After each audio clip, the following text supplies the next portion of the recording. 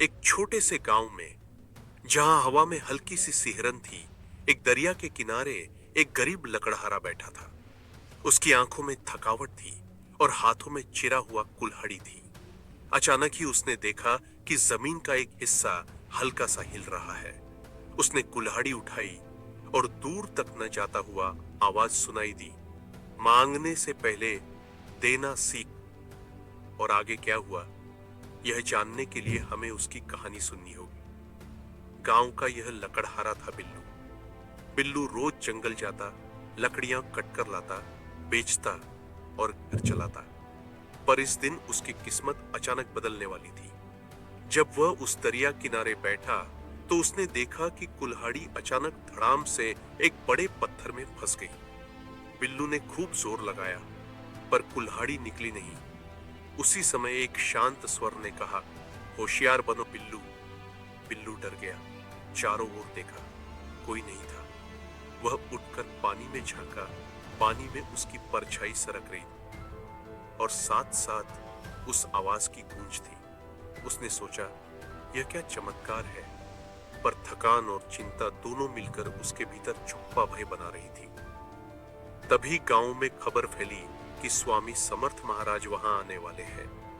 लोग बोले कि यह साधु सिर्फ देह नहीं, बल्कि अनुभवों का पथ प्रदर्शक। बिल्लू ने सोचा, अगर मैं उनसे मिल जाऊं तो यही परेशानी खत्म हो सकती है। अगले ही दिन वह स्वामी महाराज के आश्रम स्थान पर पहुंचा। स्वामी महाराज ने उसे देखा, मुस्कुरा के कहा, बिल्लू, मेरी एक शर्त है, तू जो लकड़ियां काटेगा उनमें से एक एक चुनकर गांव के कमजोर लोगों को देना। बिल्लू चौंका, उसे लकड़ियां बेचकर पैसा कमाना होता था। पर स्वामी महाराज की आंखों में दृढ़ता थी और बिल्लू ने सहजता से स्वीकार कर लिया। स्वामी महाराज ने लकड़ी काटते समय बिल्लू से कहा, हाथ जल्दी चलाते हो, पर दिल क्यों पीछे रह जाता है। जब तू देता है तो अपने भीतर प्रेम क्यों नहीं रखता। बिल्लू सोच में बुढ़ियच गया। उसने कभी कभी ऐसा किया था, अपने लिए तो सब, पर दूसरों के लिए नहीं। कुछ दिनों में जब बिल्लू ने अपनी कटाई की लकड़ियों में से कुछ बांटनी शुरू की, गांव में चर्चा हुई कि यह लकड़हारा बदल गया है। उसने खुद देखा कैसे एक बच्ची ने उसकी दी लकड़ी पर धन्यवाद कहा और कैसे वृद्धा ने उसकी छोटी सी मदद से राहत पाई। बिल्लू का मन हल्का सा हुआ। स्वामी महाराज ने एक दिन बिल्लू से कहा, आज मैं तुझसे जंगल चलूंगा। दोनों जंगल पहुंचे, जहां वो वही पत्थर था जिसमें कुल्हाड़ी फंसी थी। स्वामी ने कहा, देख, यह वही जगह है जहां तूने अटकाई थी।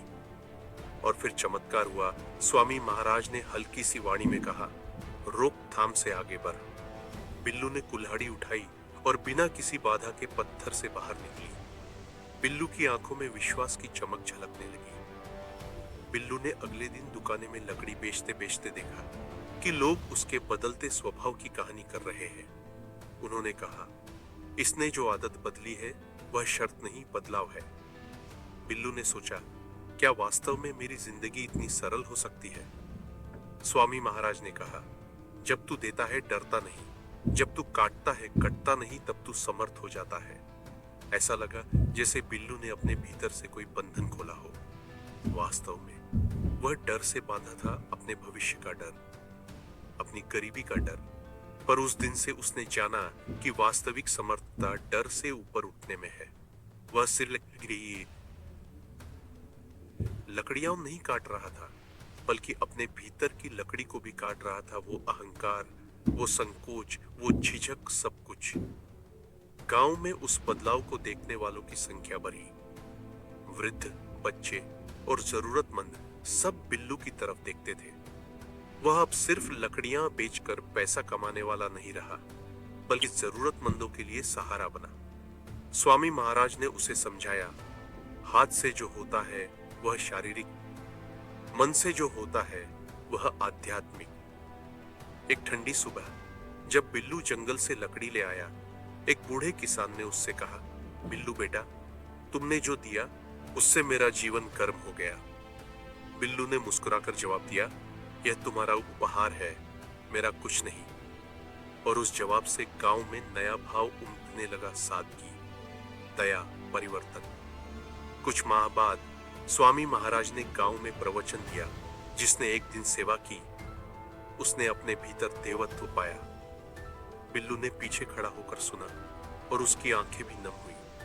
वह जान गया था कि अब वह सिर्फ लकड़हारा नहीं केवल वह विश्वास का वाहक बन चुका था। वह दिन आया जब स्वामी महाराज ने कहा, अब मैं चलता हूं, पर मैं चला नहीं, मैं तुम्हारे भीतर हूं। बिल्लू ने चौकी मालिक की तरह न सुना, बल्कि अनुभव की तरह महसूस किया। उसने हट के देखा, जंगल की हवा, दरिया की धारा और पत्थर जिसमें कुल्हाड़ी फंसी थी, सब कुछ जैसे जिंदा हो गया था। बिल्लू ने उस पत्थर से कुल्हाड़ी बाहर निकाली, पर इस बार उलटा कुल्हाड़ी को उसने जमीन पर रखा और बोला, अब से कटूंगा नहीं, बांटूंगा। पेट में हल्की हलचल थी, भय नहीं, उत्साह था। गांव वाले देख रहे थे कि कैसे एक आम आदमी ने डर को पीछे छोड़ कर सेवा और विश्वास की राह पकड़ ली। और स्वामी समर्थ महाराज की यह छोटी सी शिक्षणी बोली चुप थी, लेकिन असर गहरा हुआ।